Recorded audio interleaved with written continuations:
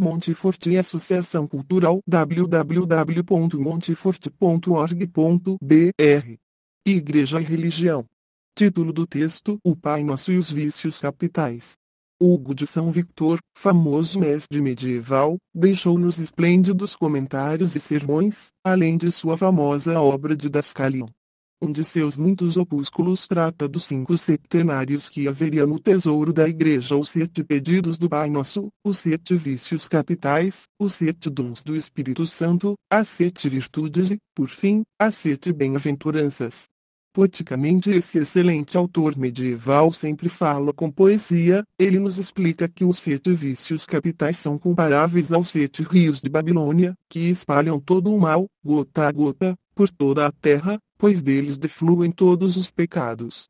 Por isso, lembra ele, a Escritura nos diz: junto aos rios de Babilônia nós nos assentamos e choramos lembrando-nos de ti, ó Sião. Salmo 135, 1. Hugo de São Victor coloca os vícios capitais em uma certa ordem lógica, a fim de relacioná-los com os 7 pedidos do Pai Nosso. Assim ele ordena os vícios capitais: soberba, inveja, ira, preguiça ou tristeza, avareza, gula e luxúria. O primeiro vício capital, causa primeira de todos os nossos males espirituais, é a soberba. Por esse vício atribuímos a nós mesmos, ao nosso próprio ser, a causa do bem existente em nós. Pela soberba deixamos de reconhecer a Deus como fonte de todo o bem. Ao fazer isso, o homem deixa de amar o bem em si mesmo, para amar o bem enquanto existe nele próprio, porque existe nele. Dessa forma, o homem rompe a sua união com a fonte do bem. Condenando a maldade do orgulho, exclama o mestre: ó peste de orgulho, que fazes tu aí? Por que persuadir o riacho a se separar de sua fonte?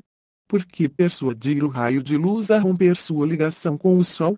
Por que, senão para que o riacho, cessando de ser alimentado pela fonte, seque, e que o raio de luz, cortada sua união com o sol, se converta em treva? Por que, senão para que assim ambos, no mesmo instante em que cessam de receber o que ainda não têm, percam imediatamente aquilo mesmo que já têm? E assim é que o homem soberbo, arvorando-se como causa do bem que Deus lhe deu graciosamente, atribui-se uma honra que só cabe a seu Criador. O soberbo rouba a glória de Deus, e fazendo isso desencadeia sobre si todos os males.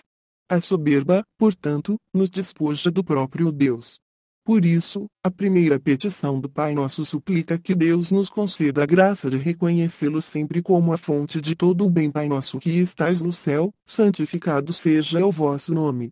Isto é, que Deus seja glorificado como causa de todo o bem existente em nós e em todas as suas criaturas. O riacho deve ser grato à fonte que o alimenta. O raio de luz deve reconhecer o sol como causa de seu brilho. Só assim continuarão a correr e iluminar. Na primeira petição da oração que nos foi ensinada pela própria sabedoria encarnada, rogamos que Deus nos conceda a compreensão e o reconhecimento de sua excelência e transcendência, e que assim, por meio do dom do temor de Deus Altíssimo, sejamos humildes e curemos a enfermidade de nosso orgulho. O orgulho é em nós uma doença grave que gera sempre outros males e enfermidades. Ele nos faz amar o bem que Deus nos concedeu como se fosse nosso, produzido, em nós, por nós mesmos. É o orgulho que faz o riacho julgar-se fonte, e o raio de luz julgar-se o sol. Quando o homem se deixa dominar pela soberba, ele passa a amar o bem que recebeu não porque é bem, mas só porque é seu. E, quando vê o mesmo bem existindo em outro homem, não o ama enquanto bem, mas o detesta porque está em outro. Ele quereria que aquele bem não existisse no outro, porque julga que aquele bem só deveria existir nele mesmo, falsa fonte do bem. Vendo o bem, que julgava ser seu, em outro homem, o orgulhoso fica então triste e amargo. Tal tristeza amarga se chama inveja, e é a segunda doença que acomete o homem, o segundo vício capital. A soberba gera sempre a inveja do bem que Deus concedeu a outrem. Desse modo, ela nos separa e despoja de nossos irmãos, assim como a soberba nos despojará e separará de Deus, nosso Criador.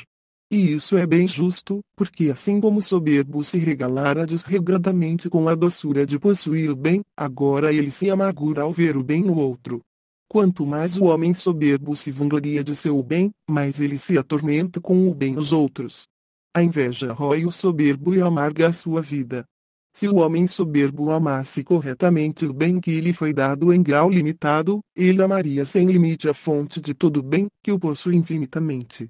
Amando então o bem em si mesmo, ele amaria o bem que visse em qualquer outro homem e se alegraria com a virtude alheia, porque amaria Deus no outro. Foi para combater este segundo vício capital que o Divino Mestre nos ensinou a pedir, em segundo lugar no Pai Nosso, venha a nós o vosso reino. Porque o reino de Deus é a salvação dos homens, porque Deus reina num homem quando este lhe está unido pela fé e pela caridade, a fim de que, na eternidade, esteja para sempre unido a Deus pela visão beatífica. Quando pedimos a Deus que Ele reine em todas as almas, Ele nos concede o dom da piedade, que nos torna benignos, desejando também para os outros o bem que desejamos para nós mesmos. A inveja, por sua vez, gera em nós uma nova doença.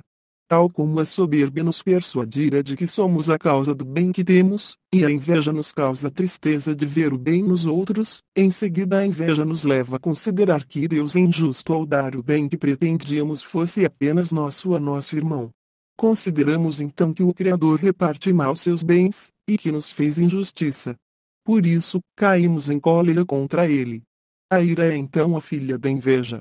Ela nos leva a revoltar-nos contra Deus, enquanto justo distribuidor dos bens. A soberba despoja o homem de Deus. A inveja o separa e despoja dos demais homens. A cólera o despoja de si mesmo, fazendo perder o controle e o domínio do próprio ser. Porque o colérico tem raiva de Deus, que acusa de repartir injustamente seus bens, e se enraivece contra si mesmo, porque vê que não possui todo o bem e percebe seus defeitos e limitações. A cólera leva então o homem a ter raiva de Deus, dos outros e, enfim, de si mesmo. Com raiva de si mesmo, o homem, doente pelo vício da cólera, começa a detestar até o bem que tem em si. Por todas estas razões é que nosso Senhor colocou como terceira petição do Pai Nosso: seja feita a vossa vontade, assim na terra como no céu. É a conformação com a vontade de Deus que nos permite vencer o vício da cólera. Quando pedimos sinceramente a Deus, no Pai Nosso, que nos conformemos com a sua santíssima vontade, Ele nos concede então o dom da ciência, através do qual somos instruídos e compreendemos que os males que nos advêm são decorrências da justiça e de um castigo misericordioso de nossos pecados. Compreendemos que devemos aceitá-los com paciência e não com revolta. E compreendemos ainda que os bens alheios são fruto da generosa misericórdia e justiça de Deus, a qual visa sempre a sua maior glória e também o nosso maior bem. O colérico, pelo contrário, não tendo o dom da ciência, não reconhece que mereceu o castigo que sofre, e se revolta. Pelo contrário, quem tem o dom da ciência tudo suporta e é consolado. Caindo nesta terceira enfermidade, a da cólera, o homem já não possui então, em si, nenhum motivo de alegria nem de consolação. Como não quis tirar do bem alheio a alegria, o invejoso caiu na tristeza e no alto suplício da cólera, que o flagela depois que foi despojado de Deus, do próximo e de si mesmo. Não encontrando mais em si nem alegria nem consolação, o homem colérico cai na tristeza. Esse era o nome que os medievais davam à preguiça, porque o vício capital da preguiça leva a ter tristeza com o bem que recebeu de Deus, visto que esses bens nos trazem obrigações.